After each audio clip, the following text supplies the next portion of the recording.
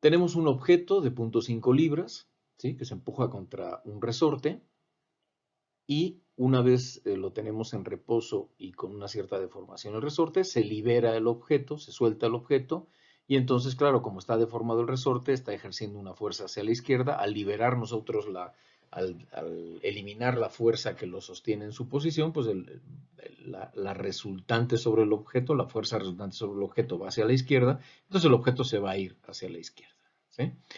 Si esta fuerza es muy grande, pues el objeto va a dar vuelta alrededor del aro.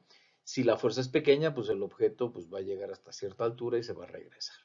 ¿De acuerdo? ¿De qué depende esta fuerza? Pues depende de qué tanto deformemos el resorte. Esa deformación mínima para que el objeto dé vuelta es la que nos piden en el problema.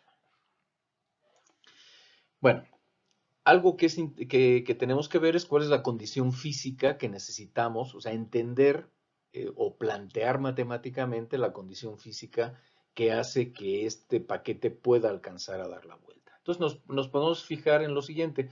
Cuando el objeto pasa por el punto D, su punto más alto, su energía potencial con respecto a la gravedad, ¿sí? Es máxima, ¿sí? Porque tenemos una altura máxima. Entonces, la energía potencial gravitacional en este punto es máxima. Como se ha de conservar la energía, pues al ser máxima la energía potencial, la energía cinética debe de ser mínima y por lo tanto su velocidad, ¿sí? El objeto debe de permanecer en contacto con el aro para que pueda dar la vuelta. Entonces, si aquí se empieza a despegar del aro, quiere decir que ya no va a alcanzar a dar la vuelta, ¿sí? Entonces, la condición crítica es que la fuerza normal entre el aro y el objeto sea cero, ¿sí? Esa fuerza normal para que el objeto no se despegue del aro, esta fuerza normal en este punto máximo debe de ser mayor que cero. Por lo tanto, vamos a evaluar la condición crítica o límite, que es cuando la fuerza normal que mantiene unidos al objeto y al aro es cero. ¿De acuerdo? Entonces, si la fuerza normal entre el aro y el objeto es cero, pues bueno, en esta situación de acá, ¿sí? Hacemos el diagrama de cuerpo libre y lo que tenemos es que nada más actúa el peso, ¿sí? La suma de fuerzas verticales tiene que ser igual a la masa por la aceleración. La fuerza vertical total es W, ¿sí? O sea, este sería el diagrama de cuerpo libre del objeto en el punto D. La fuerza total que actúa sobre el objeto es W, que es su peso, ¿sí? Bueno, W, que es el peso, debe de ser igual a la masa por la aceleración en esa misma dirección del objeto, que es la aceleración normal. ¿De acuerdo? Bueno, W es igual a la masa por la gravedad. Por lo tanto, la masa por la gravedad debe ser igual a la masa por la aceleración normal. Aquí estamos hablando de la aceleración normal de un movimiento circular que ya vimos en clases anteriores.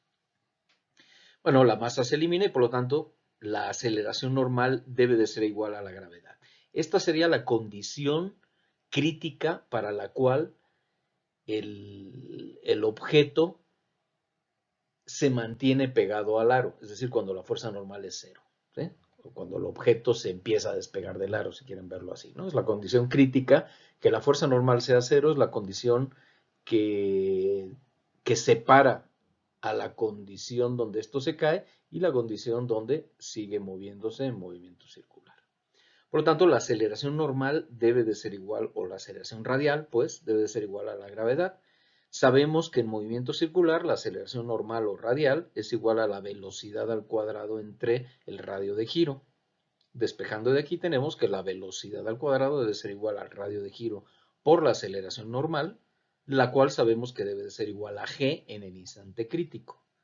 Bueno, el radio sabemos que es de 2 pies, la gravedad es 32.2 pies por segundo al cuadrado, por lo tanto, la velocidad al cuadrado debe de ser igual a 64.4 pies al cuadrado por segundo al cuadrado. Esa sería la velocidad, digamos, la velocidad mínima que debe de tener el paquete en el instante D para que siga pegado al aro.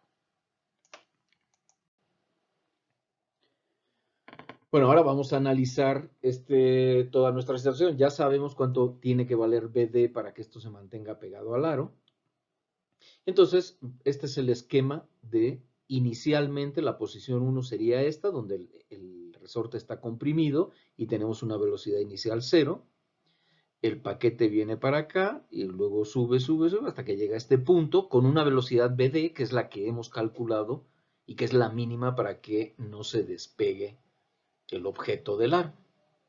Esta sería nuestra posición 2. Cuando estamos haciendo un análisis de conservación de energía, tenemos que definir dos posiciones, ¿no? La posición inicial y la posición final, y decir, bueno, la energía mecánica total en la posición 1 debe ser igual a la energía mecánica total en la posición 2. Y eso es lo que vamos a hacer. En la posición 1, la energía potencial en esta posición 1 va a ser, bueno, va a haber una contribución a la energía potencial por parte del resorte, que es un medio de K por la deformación del resorte al cuadrado, en este caso sería un medio de 36 libras por pie, que es la constante del resorte. Noten que de 36 libras por pie es porque la constante es 3 libras por pulgada, que es igual a 36 libras por pie. Aquí estamos pasando todo a pies. Entonces tendríamos un medio de la constante del resorte multiplicado por la deformación al cuadrado del resorte, que es lo que estamos buscando, ¿sí? Entonces esto nos daría 18x al cuadrado. Si nosotros elegimos nuestro nivel de referencia para efectos de la energía potencial gravitacional aquí en el punto A, pues bueno, la energía potencial gravitacional en el punto A es 0.